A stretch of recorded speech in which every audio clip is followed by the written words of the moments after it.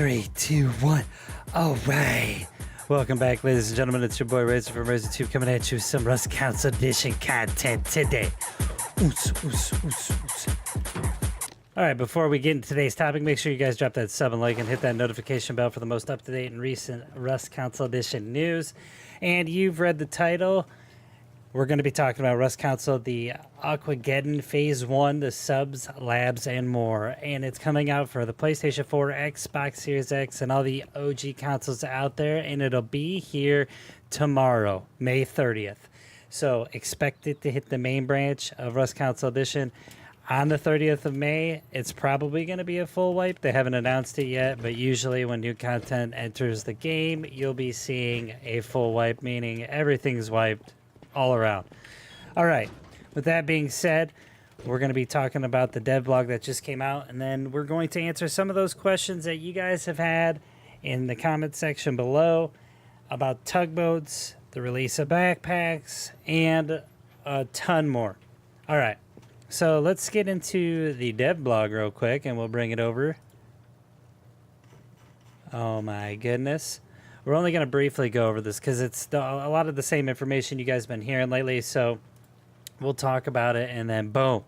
All right, so it says, Survivors this month, we're excited to release Phase 1 of Aquageddon, what you guys know to be subs and underwater labs, which is the three-tiered monument that is procedurally generated in Rust Council Edition. So with the addition of submarines coming to the main branch, there's solo subs and duo subs. You can equip torpedoes on them. You can take out boats, rafts, anything with those bad boys, and even your fellow neighbors' subs, along with water compounds. It's going to change the game. You can purchase them at the fishing village, and obviously there's the two types. So this is pretty good for solos and duos and larger groups, but mostly this will impact how solos play, because if you're a like lone wolf type of person and you like getting scrap on the edge of the map, you can take one of these bad boys out and do that. Along with that, they've actually improved the controlling schema to the submarines, which is nice. And here's kind of the layout with an Xbox button schema. But anyways, subs are cool. They're coming. Awesome. Can't wait. Now, with that being said, what are you going to use the subs for? You can also use them to access the underwater labs, which is down low in the bottom of the ocean with all the sharks and everything above. Okay? Not to include anybody who's camping the underwater labs, which there'll be plenty of people doing that. Yeah, I mean, before I was a streamer, I did scumbag stuff like that, but I don't do that anymore.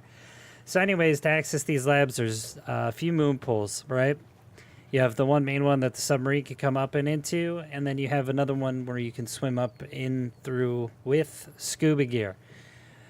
I'm going to recommend, before you guys start getting all crazy and going to this monument, even in a submarine, I'd carry some scuba gear in the storage compartment of the sub. If not, carry it on your person.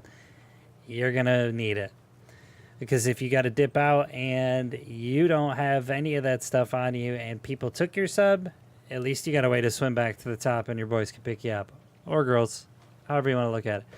Also, at the bottom, one of the most classic games of all time in Rust, in general on PC, was the Chippy Arcade game. So if you guys like playing a game inside of a game, there is the Chippy game inside of the underwater labs, which you can face other Rust Council people and try to get the top score and hold that on your server. Pretty cool. So there's new map controls and markers as well that's coming with Phase 1. Brings a ton of functionality and updates to the game, which is good to see that the devs are taking some of our feedback and implementing it into the game. So it says new controls let you easily switch between terrain layers, making it simple to find locations like the new underwater labs. So this is what it'll look like on your map. Obviously, here's the new markers. Awesome. Now, we're going to get into Phase 2, and we're going to talk about tugboats. And honestly, just know that tomorrow you're going to have subs and underwater labs on main branch.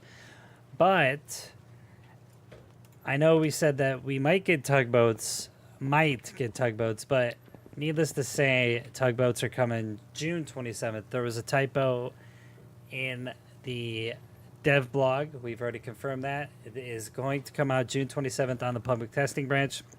So you'll see the implementation of the tugboats come out then. Now, I'm a little sad only because, tugboats I didn't think was going to be too rough, but who knows? They could have some update, hidden updates come with it, like the oil rig, moon pool, and whatnot. So, what does this mean for you guys? You're going to be getting some wipes tomorrow. You're going to get some submarines and underwater labs. I think that's a pretty neat thing. I'm sorry to say that the tugboats aren't coming till the 27th, but it is what it is.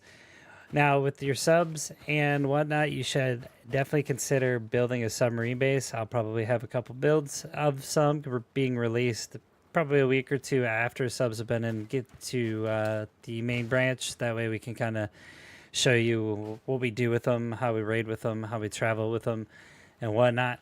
All good stuff to come. A lot of good content to see. Hopefully, you guys will be around to watch the streams with the subs. But needless to say, I think it's a good addition to Rust Console, and there's more to come in the near future. Do remember that when tugboats actually come over to the public testing branch, it'll live there for a month to 3 months, depending on how well the development of it comes along, right? Because they have this pipeline and this vision, and usually, there's bumps and bruises along the way, so we can't really blame them for, wanting to optimize it to the best that it can be for all the OG consoles and the new gen consoles as well.